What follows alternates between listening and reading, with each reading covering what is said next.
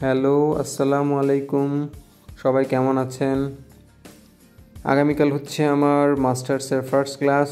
Hindustani classical মিউজিকের উপর first class করার জন্য বাস স্ট্যান্ডে আসছি। বাসে করে হচ্ছে ঢাকা যাব, হবিগঞ্জ সদর থেকে ঢাকা।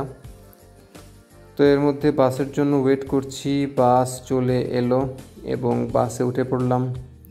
বাসে উঠে আসলে ভাবছিলাম যে হিন্দুস্তানি ক্লাসিক্যাল মিউজিকের ক্লাসগুলো আসলে কেমন হয়, এবং এরই মধ্যে হচ্ছে কন্ডাক্টরকে বললাম যে আমাকে আজমপুর বাস স্ট্যান্ডে নামিয়ে দিতে। কিন্তু কিন্তু কিন্তু দুঃখের কথা হচ্ছে আজমপুর বাস স্ট্যান্ডে নামিয়ে দেওয়ার কথা মেবি আমার কন্ডাক্টর ভুলে গেছিল। দ্যাট ইজ ওয়াই আমি একটু প্রবলেমে পড়ে যাই এবং আমাকে এখানে নামিয়ে দেয়। এবং এই জায়গাটা হচ্ছে লা মেরিডিয়ান, দ্যাট মিনস খিলক্ষেতের যে এরিয়াটা এখানে, এবং এখান থেকে হচ্ছে এখন আমাকে আজমপুর বাস স্ট্যান্ডে হেঁটে হেঁটে যেতে হবে। আজমপুর বাস স্ট্যান্ড পর্যন্ত মোটামুটি চলে যাই। এখান থেকে আসলে বাস আছে আমাদের ভার্সিটির, কিন্তু আমি অনেক আগে চলে যাই, যার জন্য হচ্ছে আমি এখান থেকে বাস পাবো না। এবং আমি সিদ্ধান্ত নিই যে আজমপুর বাস স্ট্যান্ড থেকে দিয়াবাড়ি, দ্যাট মিনস আমাদের ইউনিভার্সিটি এরিয়া পর্যন্ত আমি হেঁটে যাব, এবং তাই করি, হেঁটে হেঁটে যাওয়ার চেষ্টা করি। অ্যাকচুয়ালি আমার ফিজিক্যাল ফিটনেসটা আমি আসলে একটু চেষ্টা করছিলাম যে কেমন সেটা দেখা। এবং আমার মোটামুটি যে জুতা ছিল সেটা মাউন্টেনিয়ারিং করার জুতা ছিল, যার জন্য হচ্ছে I was feeling much comfortable and definitely trekking, hiking এগুলো আমার বেশ ভালো লাগে। তো এর মধ্যে হচ্ছে একটা পার্কের সঙ্গে হচ্ছে দেখা হয় হাঁটতে হাঁটতেই, কিন্তু দুঃখের কথা হচ্ছে 60 বছরের উপরে ঢুকতে দেয় এই পার্কে। এবং এরই মধ্যে আমি হাঁটতে হাঁটতে চলে আসি এই জায়গাটাতে। এখান থেকে আসলে বিভিন্ন দিক দিয়ে চাইলে দিয়াবাড়ি যাওয়া যায় এবং আমাদের ভার্সিটি এরিয়াতে যাওয়া যায়। চাইলে হচ্ছে এই সিএনজি দিয়েও হচ্ছে ডিরেক্ট চলে যাওয়া যায়, but I have taken decision to go by walking. That is why হেঁটে হেঁটে মোটামুটি এই জায়গাটা পর্যন্ত আসলাম। এখান থেকে আসলে হেঁটে বাকি রাস্তাটা যেতাম, কিন্তু কিন্তু কিন্তু কিন্তু কিন্তু দুঃখের কথা হচ্ছে যে এখানে একজন রিক্সাওয়ালার সঙ্গে দেখা হয়। সেখানে হচ্ছে সেই রিক্সাওয়ালা আমাকে বলেন যে তার বাসা হচ্ছে ভার্সিটি এরিয়ার কাছে, যার জন্য আমি রিক্সায় উঠে পড়ি এবং বেশ উপভোগ করে করেই রিক্সায় চড়ে চড়ে যাওয়া শুরু করি ভার্সিটি এরিয়ার কাছাকাছি।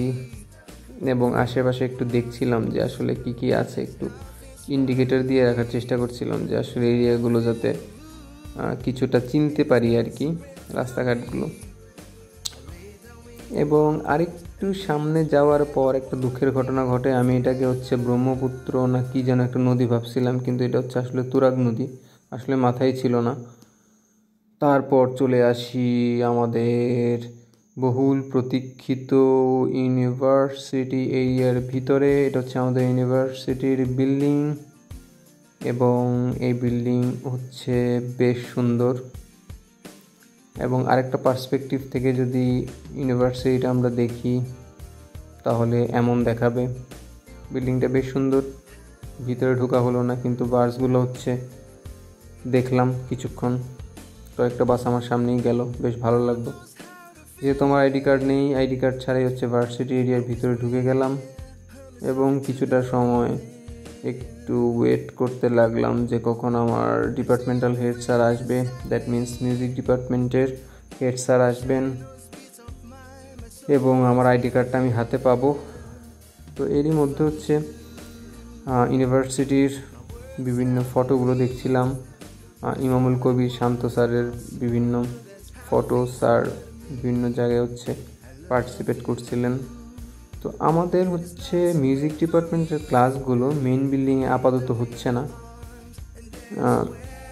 এবং আমাদের যে ক্লাসগুলো হচ্ছে সেটা হচ্ছে এই যে বিল্ডিংটা দেখা যাচ্ছে এটাতে।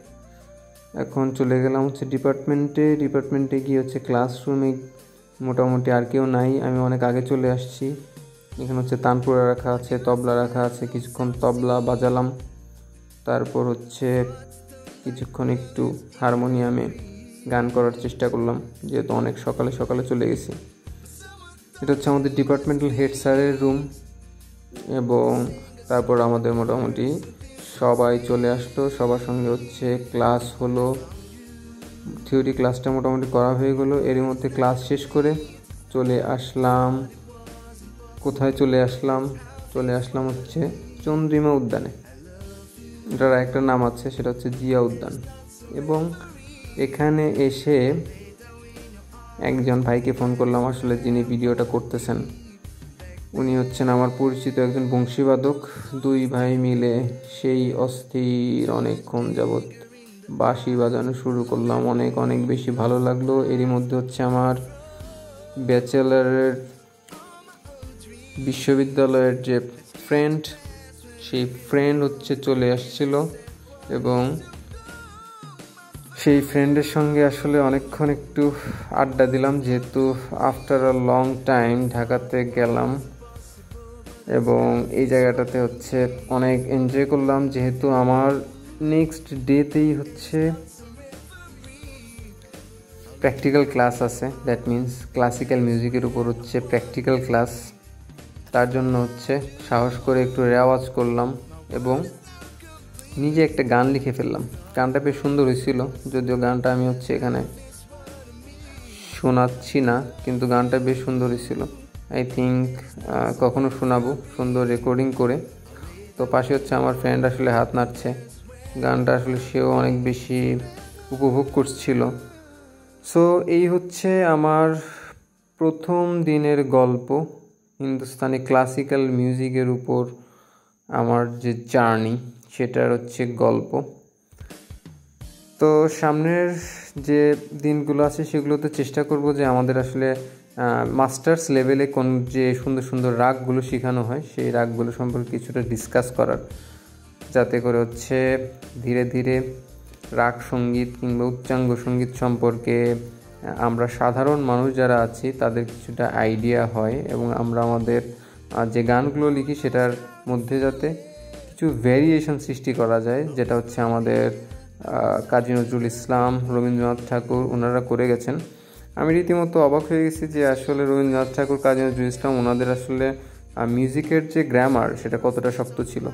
সো আজকে এতটুকুই, দেখা হবে, বাই।